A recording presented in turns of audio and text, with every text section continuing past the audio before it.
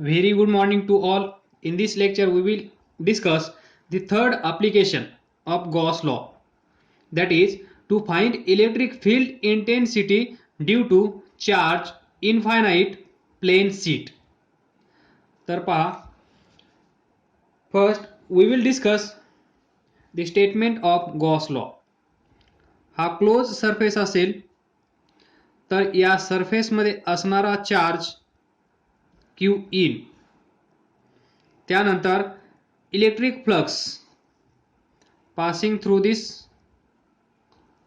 surface are given by closed integral of E bar dot delta S bar is equal to Q in divided by epsilon naught. By using this statement, by using this Gauss law, we can find the electric field intensity due to charge infinite plane sheet, where E bar is electric field, delta S bar area vector, Q in total charge enclosed in this Gaussian surface, and epsilon naught is permittivity of free space, that is vacuum or air. तर हे आपण discuss केलं आहे. तर पहा, by using this we can find electric field intensity or electric field at any point from this infinite plane sheet. So first, phi is equal to closed integral of E bar dot delta S bar is equal to Q in divided by epsilon naught, equation number 1. Now to find electric field intensity, we will consider plane sheet, infinite plane sheet. So consider uniformly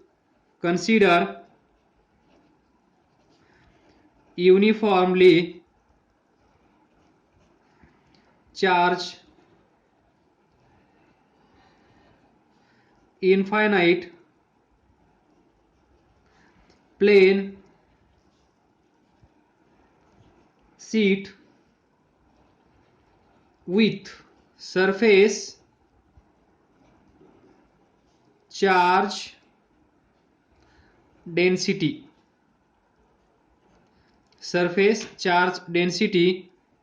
sigma, that is sigma is equal to total charge on this infinite plane sheet divided by total area. याला आपण म्हणतो charge per unit area, त्यालाच in short आपण इथे असं म्हणत असतो charge density. तर पहा, सुरुवातीला काय करायचं आहे आपल्याला, ज्याच्यामुळे इलेक्ट्रिक फील्ड क्रिएट होणार आहे तो plane sheet, that is charge infinite plane sheet आपण कन्सिडर करूया. तो असा असेल,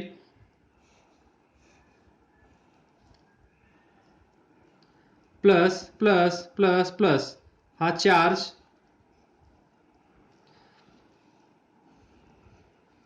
this is plane sheet, infinite plane sheet,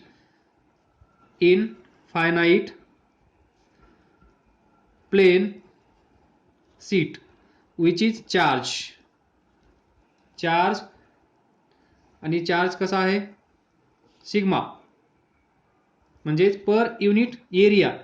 समजा हा युनिट एरिया असेल, याच्यामध्ये जेवढा चार्ज आहे तेवढाच या शेजारच्या युनिट एरियामध्ये, तेवढाच या पुढच्या युनिट एरियामध्ये, त्याला आपण म्हणतो चार्ज डेन्सिटी. युनिट एरियामध्ये same charge, same uniform distribution of charge, थोडक्यामध्ये आपण असं म्हणू शकतो. तर आपण कन्सिडर केला आहे एक plain sheet, infinite plane sheet, ज्याच्यामुळे इलेक्ट्रिक फील्ड तयार होणार आहे.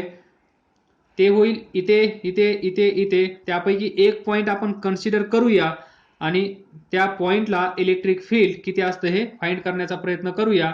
त्यानुसार मग हिअर क्यू इज चार्ज, या प्लेन शीटवर असणारा चार्ज क्यू, टोटल चार्ज, या प्लेन शीटचा area A. So charge per unit area is nothing but charge density or charge per unit area. Now second, let P be any point. याच्या साईडला कुठेतरी आपण एक पॉइंट कन्सिडर करूया. Let P be any point at a distance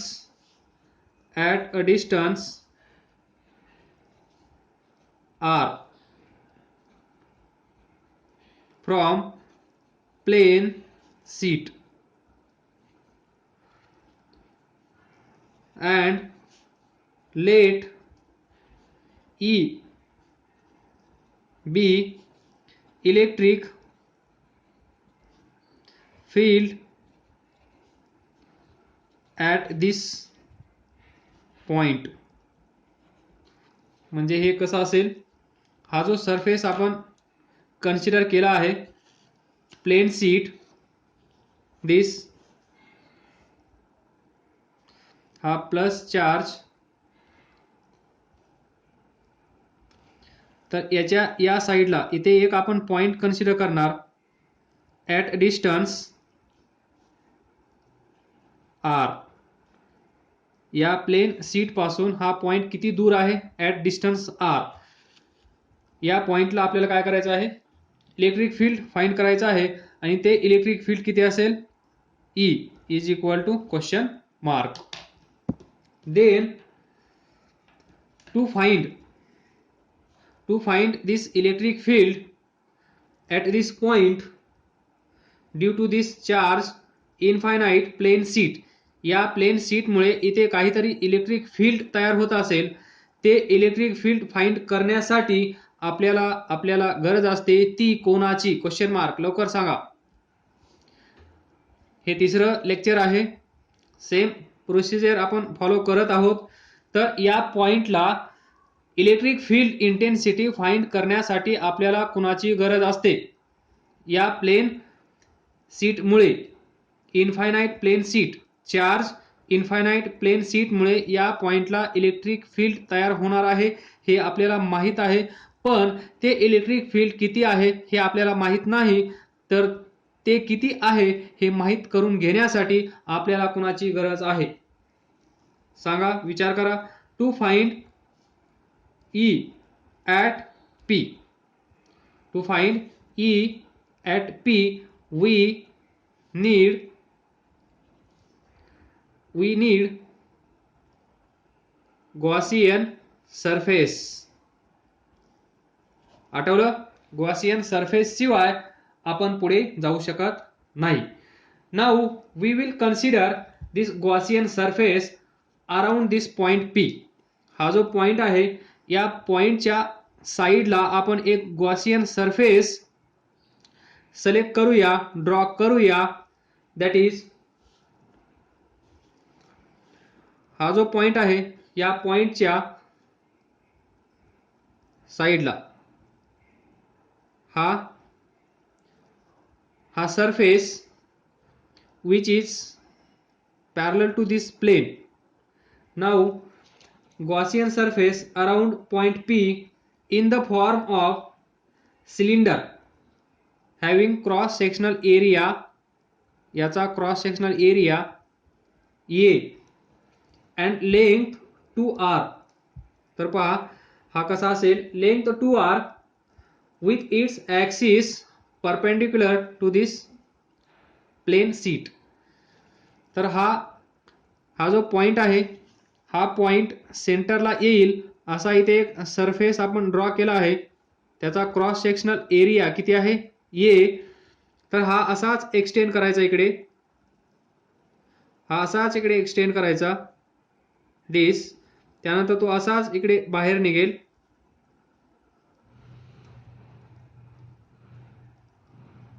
हा असेल cylindrical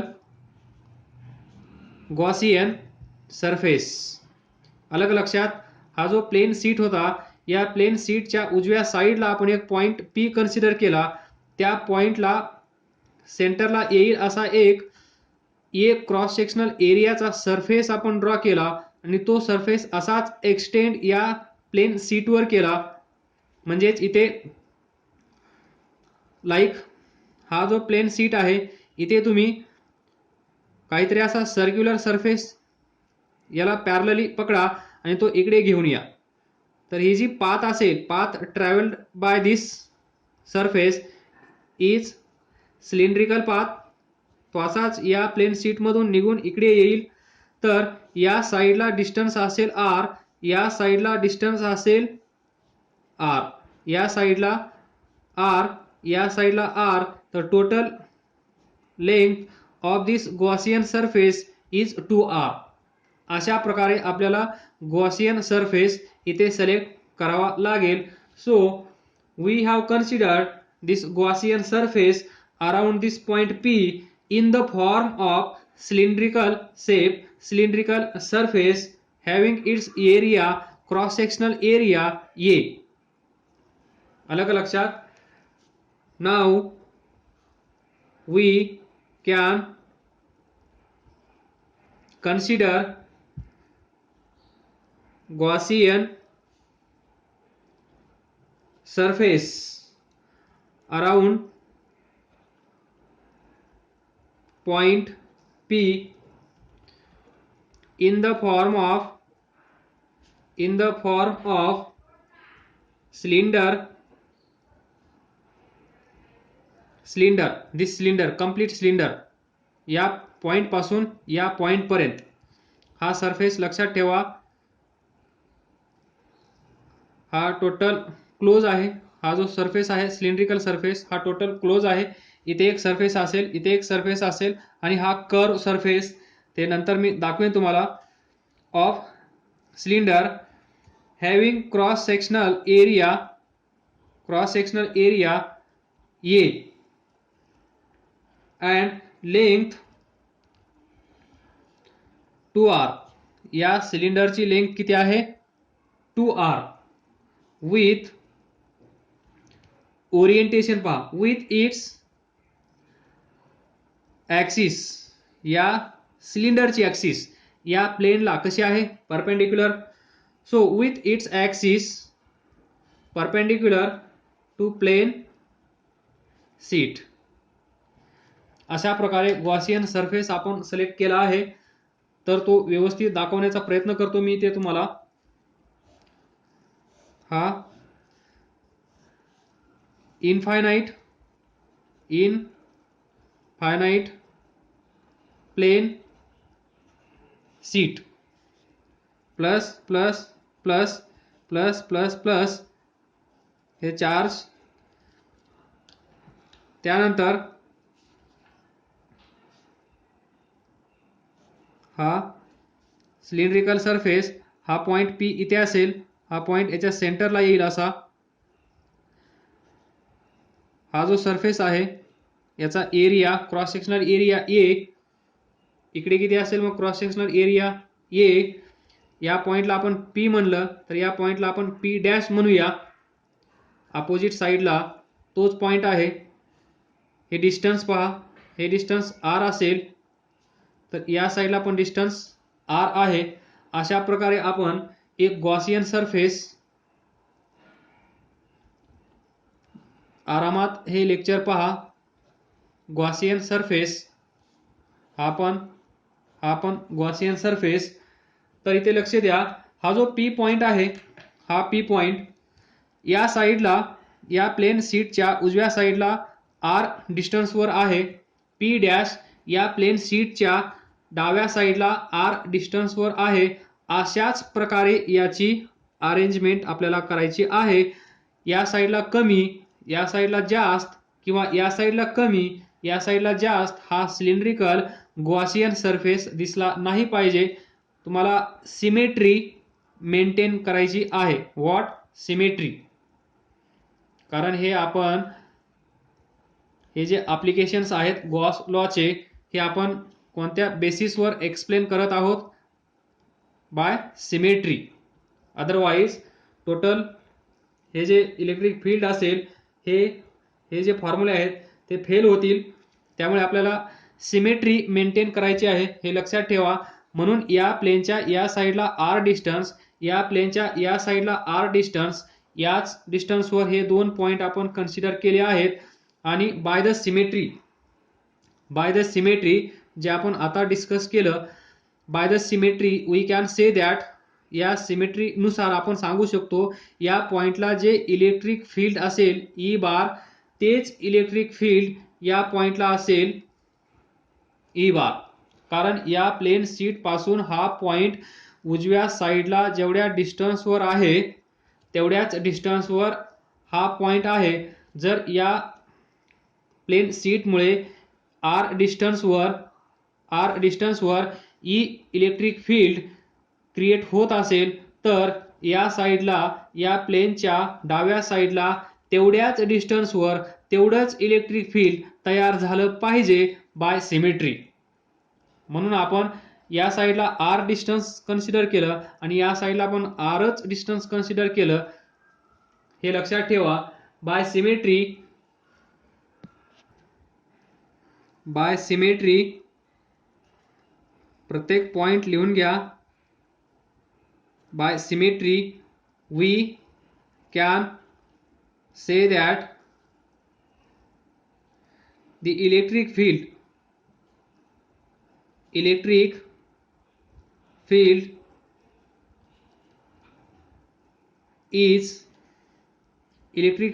at this point is perpendicular to plane sheet. तर पहा, and direction of this electric field is outwards. तर पहा, हे दाखवण्याचा प्रयत्न करतो मी तुम्हाला. By symmetry we can say that electric field at this point, हा तुमचा असेल इनफायनाइट प्लेन शीट, हा असेल आपला गॉसियन सरफेस, या साईडला आर डिस्टन्स, या साईडला आर डिस्टन्स, इथे पॉइंट पी, इथे पॉइंट पी डॅश, या पॉइंटला इलेक्ट्रिक फील्ड ई बार, या पॉइंटला पण electric field E bar same असेल. At this point that is P and P dash, तुम्ही इथे असं लिहू शकता electric field at this point P and P dash is perpendicular to plane sheet. तर पहा इथे कसं असेल, हे पॉझिटिव्ह चार्ज आहेत. लक्षात आला असेल तुमच्या. जर हा पॉझिटिव्ह चार्ज असेल तर आपण इलेक्ट्रिक फील्ड डायरेक्शन कशी दाखवतो, अशी away from this positive charge. हा निगेटिव्ह चार्ज असेल तर कमिंग टुवर्ड्स दिस निगेटिव्ह चार्ज. इथे आपण कोणता चार्ज कन्सिडर केला आहे, पॉझिटिव्ह. तर इलेक्ट्रिक फील्डची डायरेक्शन कशी असेल, अवे फ्रॉम दिस, या साईडला या डायरेक्शनमध्ये ही डायरेक्शन असेल ई बार. आणि हे इलेक्ट्रिक फील्ड या सरफेसला कसं आहे, परपेंडिक्युलर. इथे पहा परपेंडिक्युलर टू प्लेन शीट. हा पहा, हा सरफेस ई बार, तर हा या सरफेसला कसा आहे, परपेंडिक्युलर. त्याचप्रमाणे या electric field lines, electric flux या प्लेन शीटला कशा आहेत, परपेंडिक्युलर. आणि त्यांची डायरेक्शन कशी आहे, direction of this electric field is outward, away from going away from this plane sheet like this, याप्रमाणे पॉझिटिव्ह चार्ज असल्यामुळे. तर बाय सिमेट्री असं आपण म्हणू शकतो. हे जे इलेक्ट्रिक फील्ड आहे त्याची डायरेक्शन दूर जात आहे, अवे फ्रॉम प्लेन शीट आहे, आणि ती इलेक्ट्रिक फील्ड या प्लेन शीटला परपेंडिक्युलर आहे. Then also we can say that the magnitude of this E, हा ई किती असेल, या पॉइंटला जेवढा असेल ई तेवढाच या पॉइंटला असेल. म्हणजेच magnitude of this electric field at a given distance to either side, या साईडला पण आणि या साईडला पण. समजा या साईडला E1 कन्सिडर करा, या साईडला किंवा या साईडला E आणि या साईडला E डॅश. तर इथे जेवढं इलेक्ट्रिक फील्ड असेल E, तेवढंच इलेक्ट्रिक फील्ड या पॉइंटला असेल. By symmetry we can say that the magnitude of electric field at this point is equal to at this point. इथे जेवढं इलेक्ट्रिक फील्ड असेल तेवढंच इलेक्ट्रिक फील्ड इथं असेल, कारण आपण काय कन्सिडर केली आहे, सिमेट्री. कारण हा प्लेन शीट, समजा हा प्लेन शीट असेल, व्हर्टिकली पाहिला तर तुम्हाला असा दिसेल, या साईडला P पॉइंट आहे, या साईडला P डॅश आहे, हे डिस्टन्स R आहे, हे डिस्टन्स पण R आहे. या पॉइंटला इलेक्ट्रिक फील्ड E आहे, या पॉइंटला इलेक्ट्रिक फील्ड E डॅश आहे. तर डिस्टन्स सेम असल्यामुळे, सिमेट्री असल्यामुळे आपण असं लिहू शकतो, E is equal to E dash. लक्षात ठेवा, प्रत्येक जी गोष्ट आपण एक्सप्लेन करत आहोत त्या प्रत्येक गोष्टीवर प्रॉब्लेम्स तुम्हाला पाहायला भेटतील. म्हणून एक गोष्ट मी 2-2, 3-3 वेळेस रिपीट करत आहे, तर हे लक्षात ठेवा. Now the electric field is right angles to end surfaces. Now see here, हा जो सरफेस आहे इथला, या सिलेंड्रिकल सरफेसचा, जर इलेक्ट्रिक फील्ड लाईन्स या प्लेन शीटला परपेंडिक्युलर असतील, नॉर्मल असतील, तर हा जो सरफेस आहे, हा सिलेंड्रिकल सरफेस एवढा, याला या फील्ड कशा असतील, एनी गेसेस, या पण कशा असतील, या सरफेसला परपेंडिक्युलर, या साईडला या सरफेसला परपेंडिक्युलर, इथे या सरफेसला, कारण या इकडे जात आहेत, हीच लाईन अशी पुढे एक्सटेंड केली तर ही या सरफेसला कशी असेल, normal, that is perpendicular at both sides, to both sides. या साईडला राईट साईड मध्ये जात आहे, राईट साईडला जात आहे, या साईडला लेफ्ट डायरेक्शन मध्ये जात आहे या सरफेस मध्ये. हे आपल्याला पुढे उपयोगी ठरणार आहे. म्हणजेच आपण काय म्हणू शकतो, पहा इथे थोडं ओव्हरराईट झालं आहे, तर हे प्लेन शीट, हा तर हा जो सरफेस आहे, इथे इलेक्ट्रिक फील्ड असा असेल, इथे इलेक्ट्रिक फील्ड असा असेल. यालाच आपण म्हणू शकतो का, electric field is perpendicular to this surface. इथे this electric field is perpendicular to this surface, ही कन्सेप्ट. म्हणजेच at both sides, to both sides, this electric field is perpendicular to this to surfaces. हा जो आपला surface असेल, हा Gaussian surface, cylindrical surface, तर याच्यामध्ये सीट असेल, ही इन्फानाइट प्लेन सीट. तर इथे इलेक्ट्रिक फील्ड असा असेल, या पॉइंटला इलेक्ट्रिक फील्ड असा असेल, हा पॉइंट P डॅश आहे, हा पॉइंट P आहे. आलं का लक्षात. E डॅश इथे असेल E, आणि आपल्याला माहित आहे E dash is equal to E by symmetry. एवढं लक्षात ठेवायचं, बाय सिमेट्रीला या टॉपिक मध्ये विसरायचं नाही, बाय सिमेट्री. तर आपण now we can find or we will derive the small derivation based on third application of Gauss law.